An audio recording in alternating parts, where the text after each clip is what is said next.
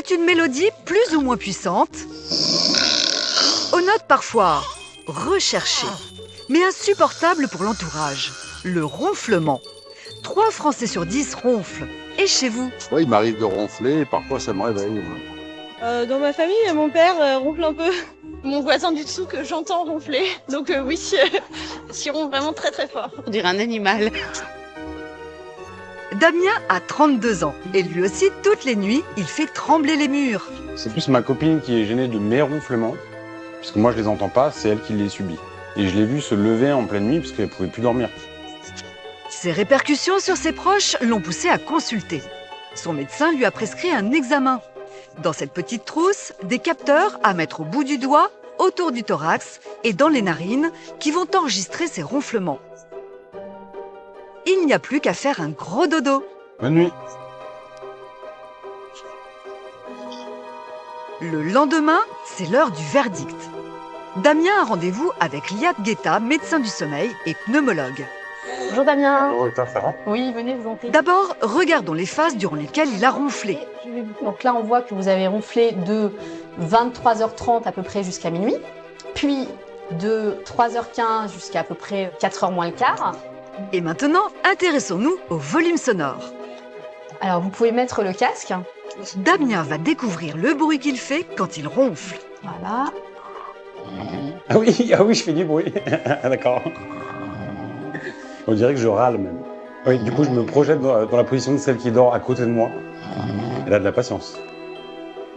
Incroyable, les vocalises de Damien atteignent les 78 décibels, soit quasiment le bruit d'un moteur de camion. Mais au fait, qu'est-ce qui provoque ce bruit? Pour savoir ce qu'est le ronflement, rendez-vous avec un ORL. Normalement, lorsqu'on respire, le pharynx, qui est un conduit musculaire, reste ouvert naturellement. Le pharynx, situé en bas de la gorge, c'est l'organe chargé d'assurer le passage de l'air de l'extérieur jusqu'à nos poumons et inversement. Mais la nuit, lorsque l'on dort, eh bien, le tonus des muscles qui constituent les parois va diminuer et donc ce conduit va s'affaisser progressivement. Résultat, c'est comme avec ce ballon quand on réduit l'ouverture. L'air a moins de place pour circuler, ce qui fait vibrer les parois des muqueuses et provoque ce drôle de bruit. Certes, notre pharynx s'affaisse toujours lorsque nous dormons. Mais si cela provoque le ronflement chez certains et pas chez d'autres, c'est lié à notre morphologie. Tout ce qui va rétrécir la gorge va favoriser le ronflement. Ça peut être une hypertrophie des amygdales, ça peut être une hypertrophie du voile du palais ou une hypertrophie globale de toutes les structures, notamment ce qu'on retrouve lorsqu'il y a une surcharge pondérale. À la base, le ronflement est donc la plupart du temps dû à un problème de gorge, pas de nez. Et il n'y a pas d'âge pour ronfler, même les enfants sont concernés. Mais il y a une question que l'on se pose tous. Pourquoi les hommes ronflent-ils plus que les femmes?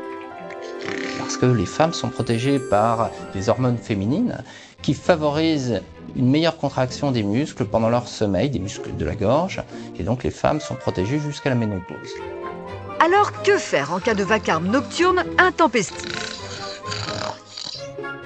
Recette numéro 1, si votre ronfleur est allongé sur le dos, vous pouvez tenter de le faire glisser sur le côté, ce qui va dégager le pharynx.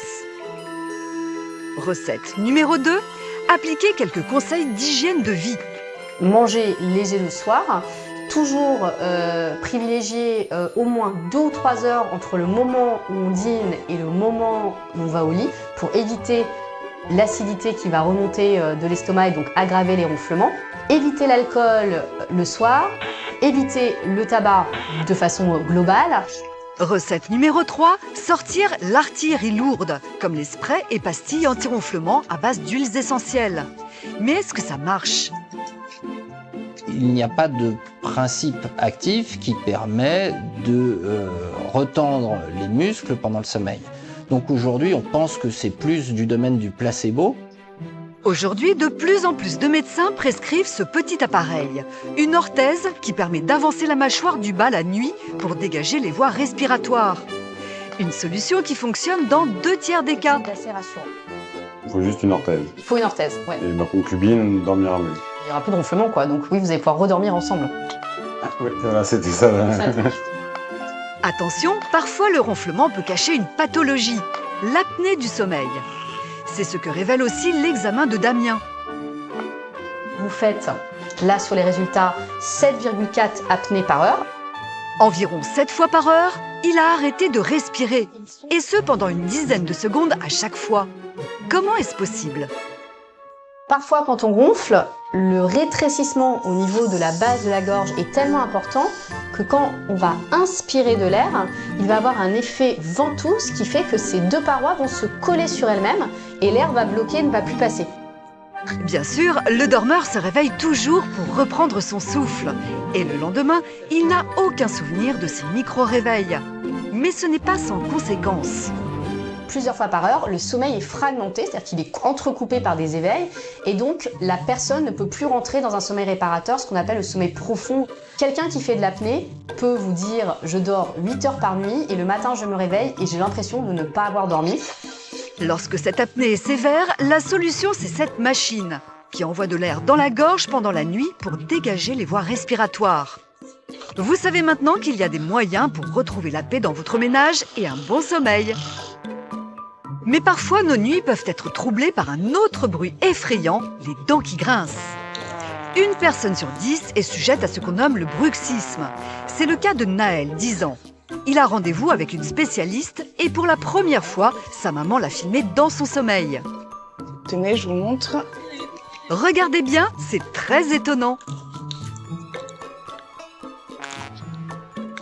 Naël est endormi et pourtant on dirait qu'il mange quelque chose. Même lui est surpris. Non, je me rends pas compte que je fais ça la nuit. Ça ressemble tout à fait à du bruxisme. C'est une activité musculaire, rythmique, dans les muscles qui bougent les mâchoires, qui aboutissent à des grincements de dents ou des serrements de dents pendant la nuit. Autrement dit, les muscles qui servent normalement à mastiquer travaillent à vide. La cause principale, le stress. Mais est-ce mauvais pour nos dents ? Naël, on va regarder un petit peu ta bouche. D'accord. Ouvre bien grand. Pour Naël, pas de problème. Alors te voici rassurée un petit peu. Je suis beaucoup plus rassurée maintenant. Ouais. Mais à la longue, le bruxisme peut user nos dents et dans les cas les plus extrêmes, les limer jusqu'à la pulpe. Et ce n'est pas tout. Ça peut être aussi des douleurs musculaires, des sortes de courbatures comme si on avait couru un marathon le matin dans les mâchoires. Ça peut être aussi des maux de tête. Je vais vous montrer. La solution, une orthèse, comme pour le ronflement. Sauf qu'ici, le but est juste d'éviter le contact entre les dents. Ronflement, grincement de dents, vous savez désormais d'où viennent ces bruits étranges. Et s'ils rendent parfois nos nuits difficiles, il existe heureusement des solutions validées par la science.